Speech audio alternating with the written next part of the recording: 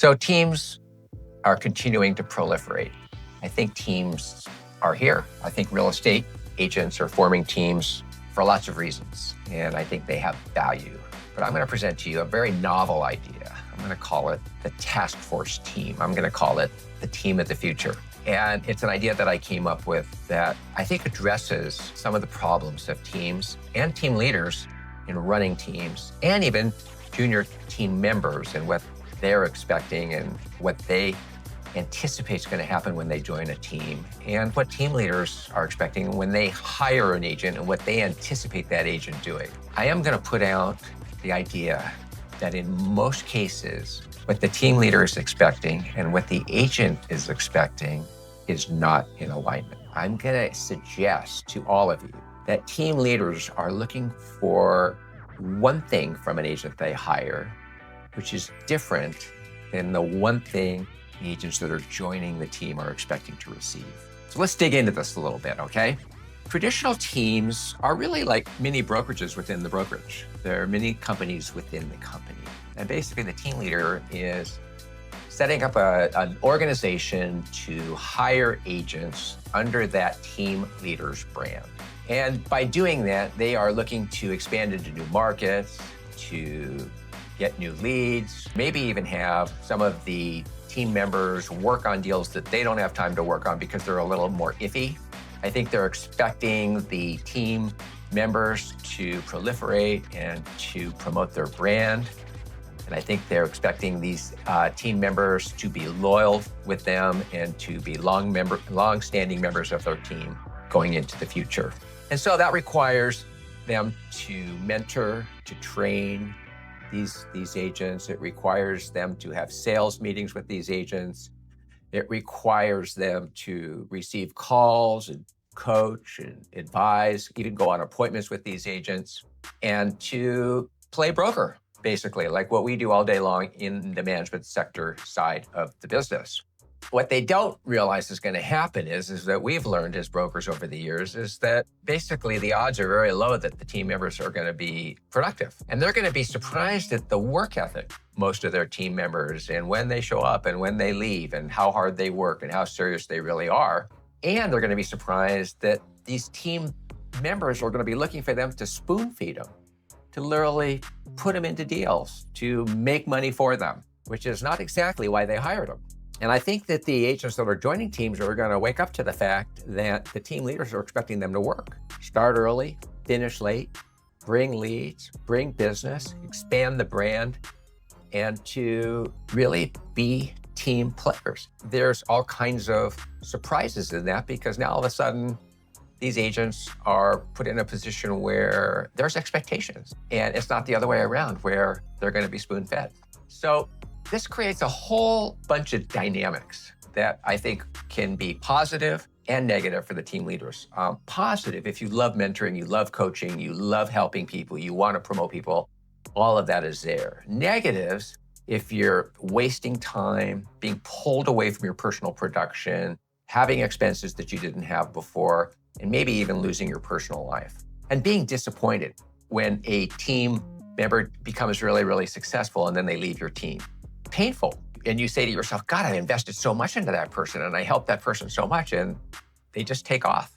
Team leaders get the benefit of taking all of that volume from all the people in their team, applying it to their name for recognition and awards.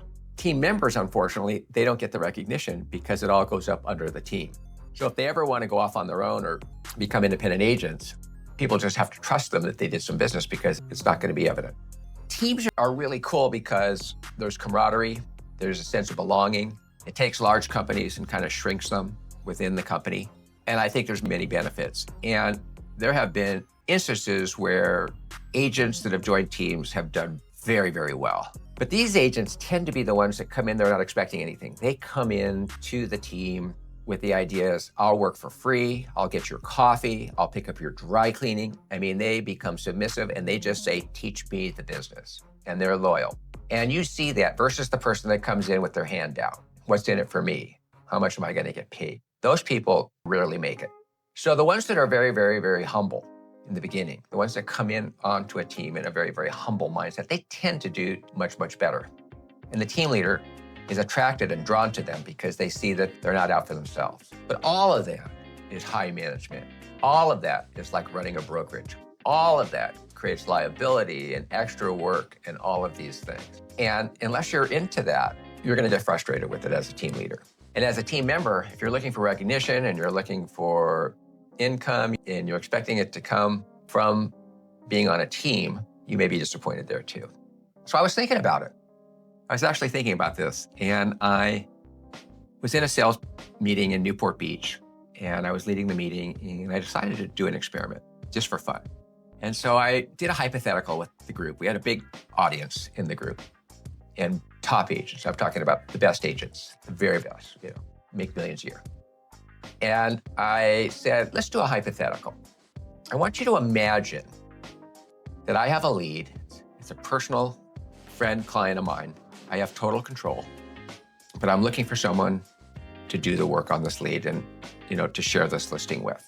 This lead I have happens to be in your farm. It has to be the best house in your farm on a major street where if your sign was on that, you would get a ton of recognition and exposure.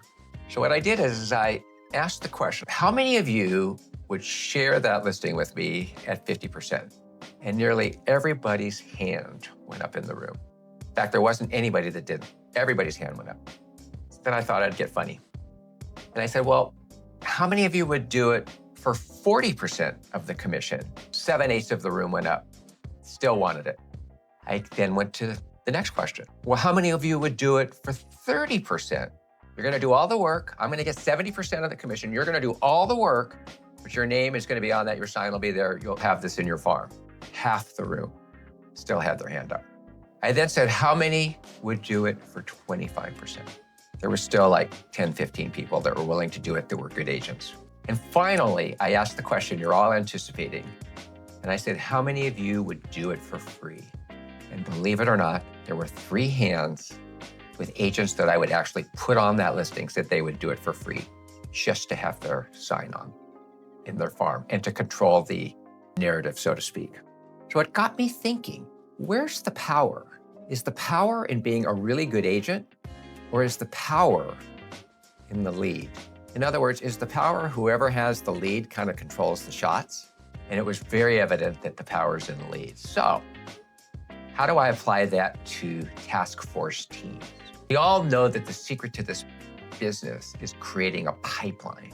But we also know that once you get a lead, once you start working on a deal, usually your pipeline diminishes, your prospecting slows or stops completely. And it kind of puts the lead generation and the building of your business on hold. As you work the listing, put it in escrow, work the sale, close the deal, and then come back out of your hole and you're looking around for the next deal.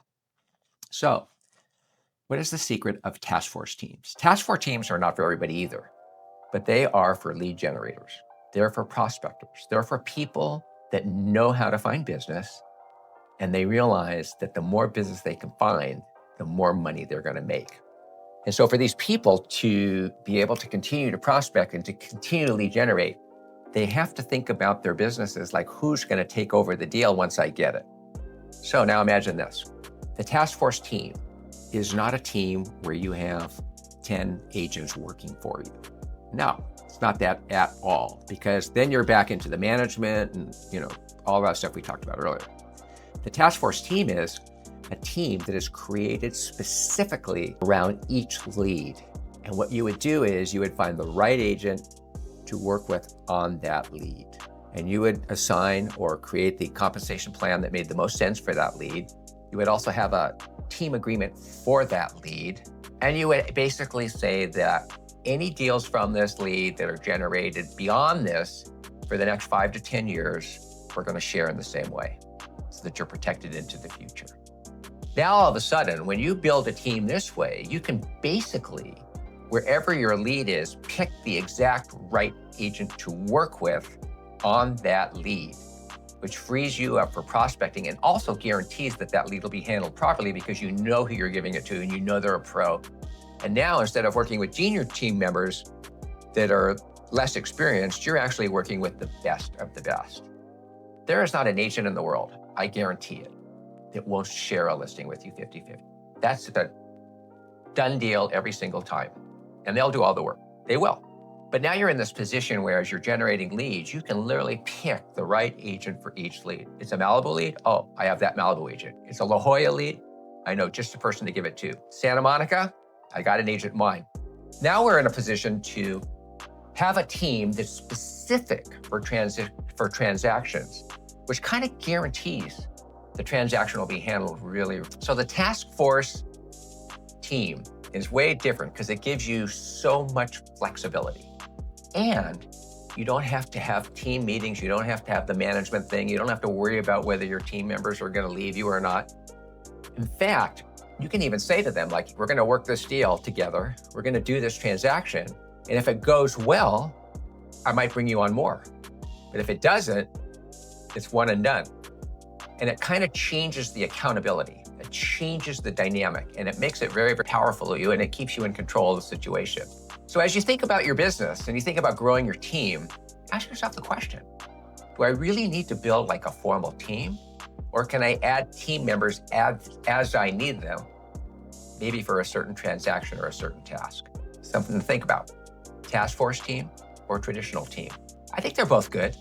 I'm not putting one over the other. I think it has to suit your personality, but you have options. Think about it.